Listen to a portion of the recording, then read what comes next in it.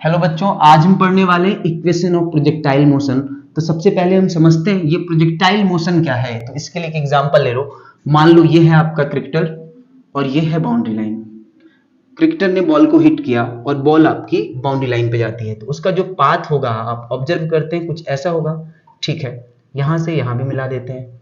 ठीक है, तो अगर इस पूरी मोशन को ऑब्जर्व करें तो बॉल आपकी दो डिस्टेंस कवर करती है, एक तो हॉरिजॉन्टल डिस्टेंस और एक वर्टिकल डिस्टेंस। ठीक है, ये आपकी है वर्टिकल डिस्टेंस और ये है आपकी हॉरिजॉन्टल डिस्टेंस। तो प्रोजेक्टाइल मोशन में बॉडी हॉरिजॉन्टल डिस्टेंस भी कवर करती है और वर्टिकल डिस्टेंस भी कवर करती है। हम इसको मान लेते हैं एक्स एक्सिस, इसको मान लेते हैं वाई एक्सिस। बच्चों हमें क्या करना है, हमें इस पाथ की, ये जो बॉल का रास्ता है, हमें इसका इक्वेशन बताना है। तो जब भी आपको कभी इक्वेशन निकालनी हो तो आप क्या करोगे, आप इस पाथ पे कहीं भी पॉइंट कंसीडर कर सकते हैं। सपोज यहां पे हम एक पॉइंट कंसीडर करते हैं P, जिसके कोऑर्डिनेट्स हैं x, y। तो बच्चों x का मतलब होता है x एक्सिस पे डिस्टेंस, y का मतलब होता है y एक्सिस पे डिस्टेंस। ये और ये पैरेलल हैं तो दोनों की वैल्यू सेम होगी। अब यहां से बॉल गई है तो उसका वेलोसिटी भी कुछ होगा। हम मान लेते हैं उसका इनिशियल वेलोसिटी है u। इस वेलोसिटी के बच्चों दो कंपोनेंट होंगे। मान लो यहां से एंगल है थीटा, हॉरिजॉन्टल के साथ एंगल कितना है थीटा। तो जिधर एंगल बनता है उधर वेलोसिटी का हॉरिजॉन्टल कंपोनेंट आता है और जिधर एंगल नहीं होता है उधर वेलोसिटी का वर्टिकल कंपोनेंट आता है।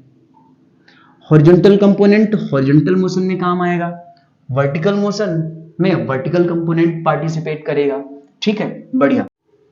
तो बच्चों हमें इस पाथ की इक्वेशन निकालनी है। तो एक बार हम वर्टिकल मोशन अप्लाई करते हैं। तो फॉर वर्टिकल मोशन,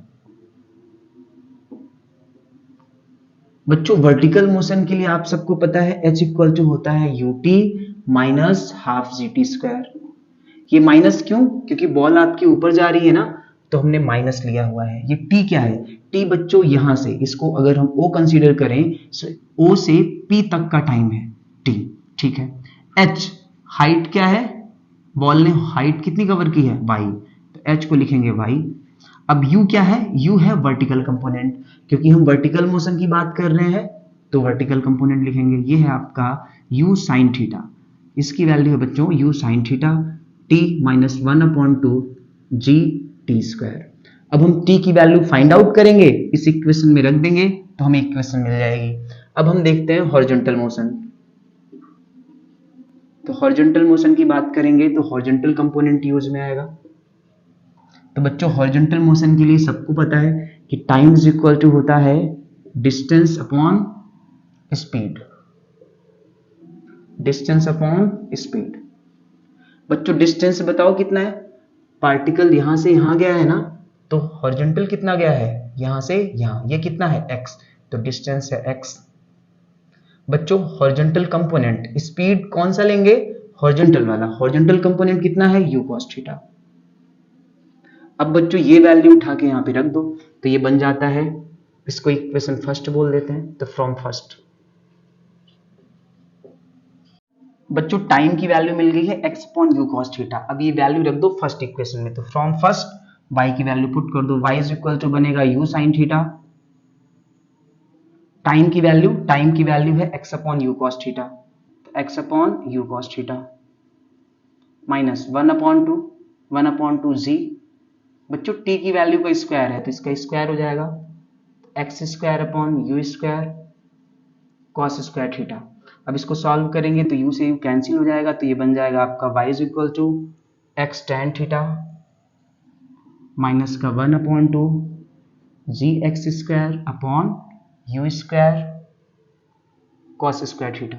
यहाँ पे x की पावर 2 मिल रहा है ना, अगर x की पावर 2 है तो बच्चों इसका मतलब होता है कि इसका पाथ कैसा होगा, पैराबोलिक। कभी भी वेरिएबल की पावर 2 हो तो उसका जो पाथ होता है वो पैराबोलिक होता है।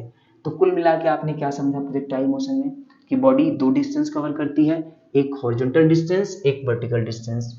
आपको क्या करना है, आपको इसका इक्वेशन बताना है। तो क्या करेंगे, एक बार वर्टिकल मोशन के लिए इक्वेशन लिखेंगे, एक बार हॉरिजॉन्टल मोशन के लिए इक्वेशन लिखेंगे। बस ध्यान देना है वर्टिकल मोशन में वर्टिकल कंपोनेंट वेलोसिटी का यूज में आएगा, हॉरिजॉन्टल मोशन में हॉरिजॉन्टल कंपोनेंट यूज में आएगा। अब हम नेक्स्ट क्लास में बच्चों सीखेंगे कि अगर बॉडी यहाँ से यहाँ जाती है तो टोटल टाइम कितना लगता है, इसको हम बोलते हैं फ्लाइट टाइम।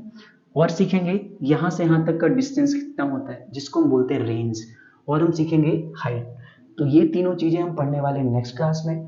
तो एक बार आप इसको अच्छे से खुद से कीजिएगा। मिलते हैं नेक्स्ट क्लास में। Thank you so much.